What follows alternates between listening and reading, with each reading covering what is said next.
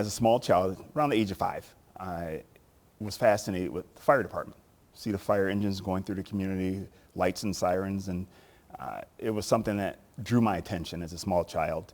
There was a neighborhood fire station in which I visited, and rode my bike without telling my mom where I was going, and visit the fire station and explained to them that I wanted to be a firefighter one day when I grew up.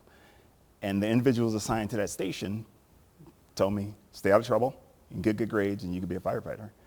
And it was that spark there, being in that station, talking to those role models, that sent me on my way. It was staying out of trouble and getting good grades, and the love of wanting to help people, to make a difference in someone's lives in a positive way.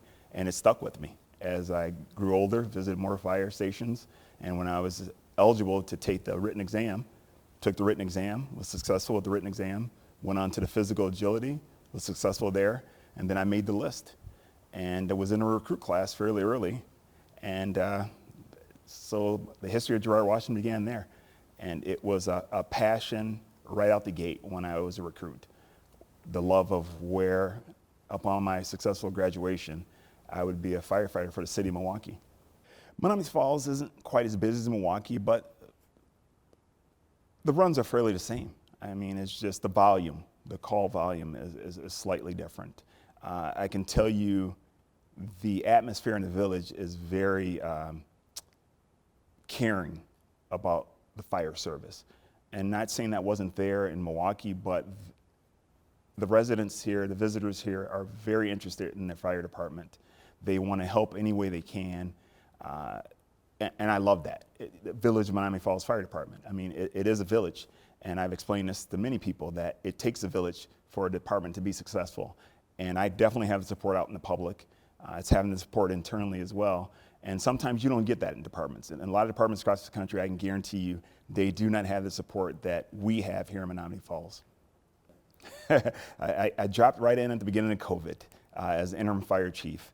But the one thing I would tell you, fire department, EMS, we're all about adapt and overcome. And my job, first and foremost, was the safety of the members of the department and of the public.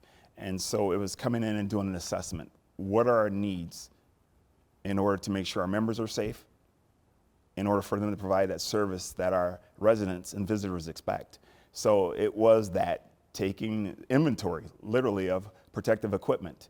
And do we have policies in place as far as sanitizing our vehicles, sanitizing our fire stations, and ensuring that our folks are healthy enough to work by taking temperatures every day, making sure that, if someone was feeling ill, that we took the necessary steps to ensure that they did not have COVID. But once we got that in place, we went over it with our department members, got input from our department members, got input from our medical director, and we stayed on top of what was happening in the world as well as in the country to ensure that we were using the best practices to make sure we could deliver an excellent service. I am ecstatic about what 2021 is going to bring for the Village of Menomonee Falls and the fire department. As we start to get out in the public more, as COVID slowly starts to lift, it's that community involvement and engagement, being out in the public, being proactive with a lot of things we're looking to do, initiatives that some I'm keeping close to the vest because I want to be a pleasant surprise to the members, as well as to the residents and visitors of Menomonee Falls. But it is having that support from Village Hall and the village manager, Mark Fitzgerald, the Police and Fire Commission, and the Board of Trustees, that as I sit in front of them or converse with them, I explain the vision of where we are, but also had to take stock in where we were and where we are now and where we're headed. And I think to a person, they have somewhat of an understanding of where the department needs to go. We absolutely need to go in the direction that we're all headed, and it's a team effort. And so if I didn't have the support of the community, of government officials, there's no way I could have done this, or we can do this. So it's imperative, and I'm so thankful to be in an environment which is very supportive when it comes to public safety. I'm extremely proud of the members of the department, and I will tell you this, it was one of the deciding factors for me to come off the bench, so to speak, out of retirement. That in the interim, when I looked around and saw the talent here and the support I got from the command staff, the support I got from the members of the department, it was a no-brainer for me to want to put my hat in the ring to be the full-time fire chief. And so it was them helping me navigate some of the unknown waters, right? I'm coming from City of Milwaukee Fire Department to the village of Menomonee Falls, where we have not only full-time employees, we have part-time employees. And so it was getting my arms around understanding of how that worked. And it's been very easy, a very easy transition due to the support I've had from my command staff as well as the members of the department. So I owe so much to them. I'm not far from him, actually. I'm right outside, northwest side of Milwaukee. So my home is literally about 4 minutes away. And my family and I have spent many, many, many days, nights, weekends in the village of Menomonee Falls. We love the feel of it, the closeness, the togetherness, the hometown feel where it's not overwhelming of big city type atmosphere. What I saw and what I knew and what I read relative to, again, the value that's been put on public safety is near and dear to me.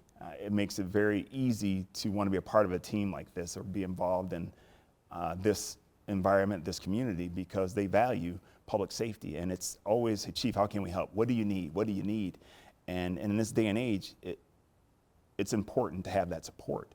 And when I got here in the interim and when I took over the job full time, this made it very easy, my transition from retirement to come back and do what I truly love and I'm still passionate about.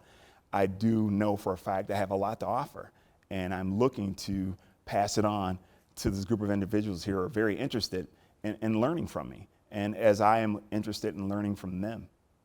There's a piece of equipment that's vital to the success of our department. It's a truck, an aerial, and the capabilities of it are endless, so to speak. And it's been a long process in getting it built. And currently we have members that are checked out to drive it. And not everyone will be able to drive it because it is a specialized piece of equipment. It's an asset that the village has that we not only will use here in the village, but to some of the surrounding communities in which we have some agreements with to help each other out. And with it, it just adds another tool to our toolbox of rendering the best service to our customers and to the visitors of Menomonee Falls. And again, like I stated, it's been a work in progress. There has been a lot of personnel hours put into this, and I would say even in the thousands of hours put into the design. What do we need or what can we go without? And it isn't a toy. We recognize this is an extension of the services in which we can provide the public. So it's imperative that we get it right, that we train on it, and that we continue to train on it, and to be able to use it professionally and efficiently, because this thing, it has to last. It has to last us a while, and so it's imperative that we take great care of it.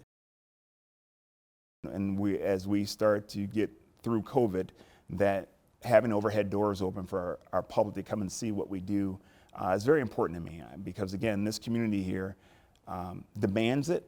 But more importantly, we want to be a part of it. And when I got here, one of the first things I wanted to do was change our motto. It was be nice. And no offense to anyone when it came to that, but I thought that's an easy one for us. That's a non-starter. Be nice is part of what we do. What I think I want, more importantly than anything for the public to know, is how can we help? And that's our motto. How can we help?